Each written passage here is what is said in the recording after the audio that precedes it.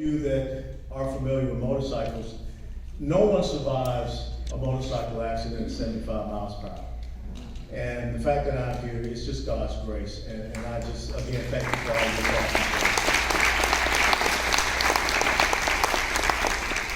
Let's talk about where we are in the state of Texas and also in the United States of America. I think we got a challenge right now. And one of the things that they teach you in the military is that leaders are supposed to be visionaries. Leaders are supposed to look out and see the battle before the battle even really happens and understands the battle. If you ever saw that miniseries, the movie Gettysburg, you saw the Union General, J.N.L. Buford, who stood there and played out the Battle of Gettysburg as he's watching the Army of Northern Virginia come up the Chambersburg Pike. And he realized what the true high ground had to be held if the Army of the Potomac was going to be successful.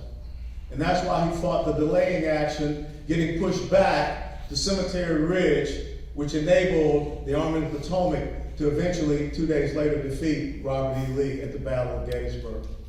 But when you look politically what is happening in America, you look at states such as what Colorado used to be, and Nevada, and Arizona, and New Mexico.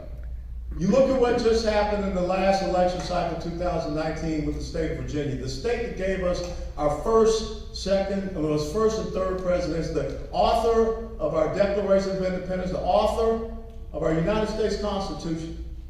And basically because of 4 counties, the state of Virginia was completely flipped.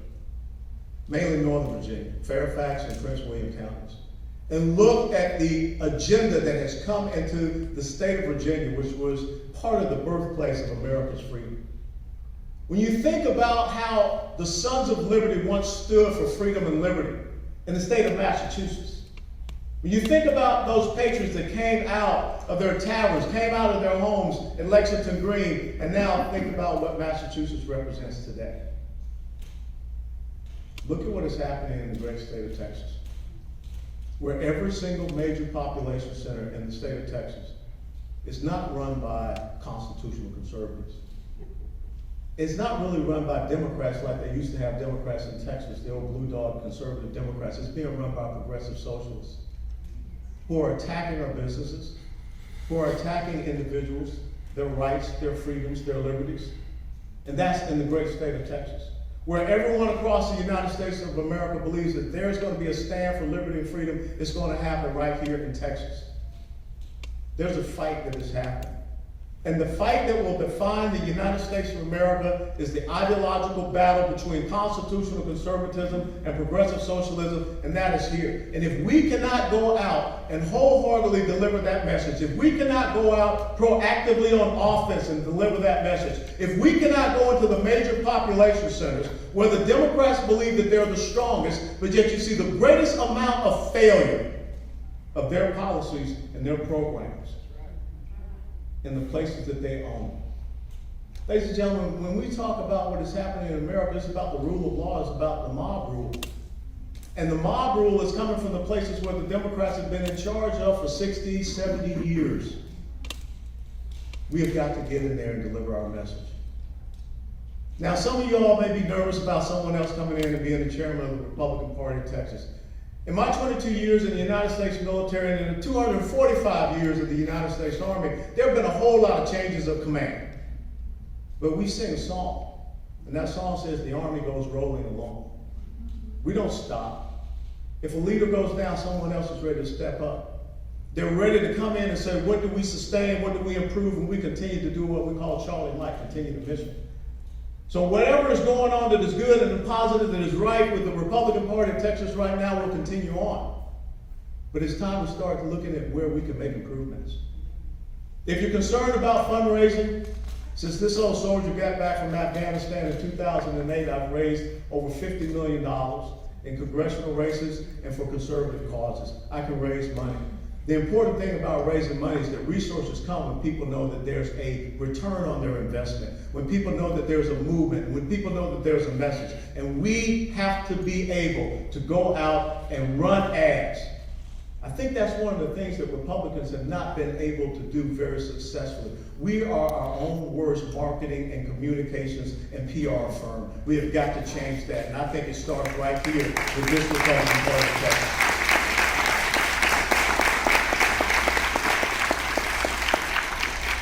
We've got to challenge the other side. I don't think we do a good job of challenging. I think we allow them to define the battle space. I think we allow them to define the narrative.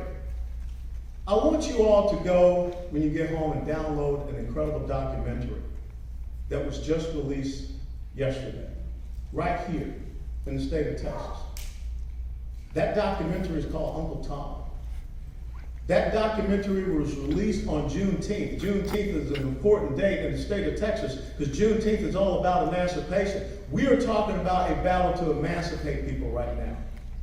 Not from physical chains of enslavement, but from the chains of economic enslavement, from the chains of victimization, from the chains of the welfare nanny state.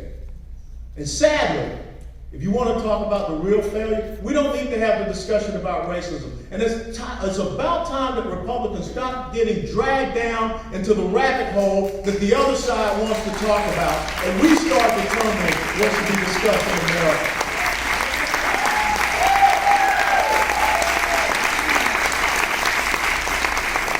The real problem in America is not about a discussion on race.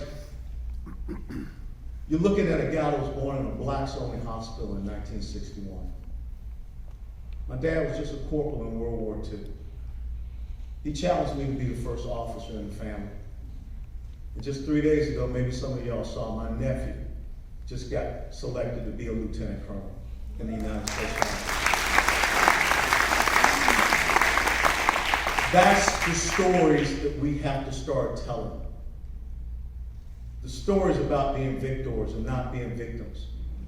We've got to go out and tell people that Lyndon Johnson's Great Society programs have failed the urban population centers.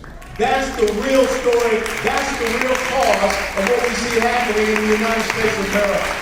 We have to start telling people that the greatest purveyors of systemic racism in America are the Democrats.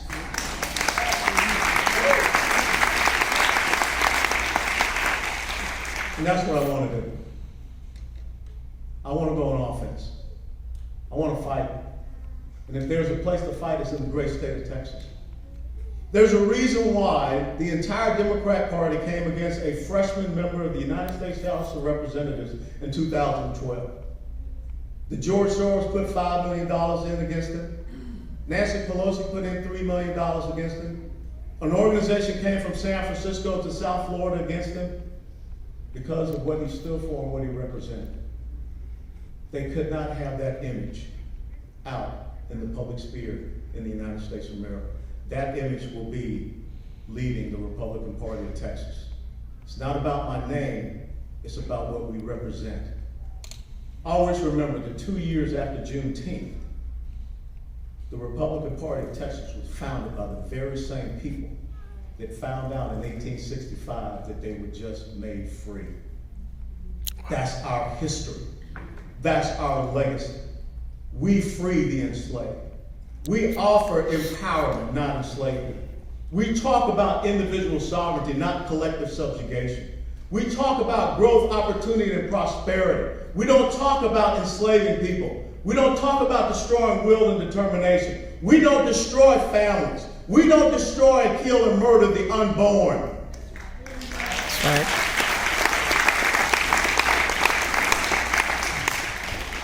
But we just need to have the courage to stand and say it. That's what I want the opportunity to do for you here in the great state of Texas. And I think that we can then encourage all Republicans in the state of Texas to do as my mother taught me when she said that a man must stand for something or else he'll fall for anything.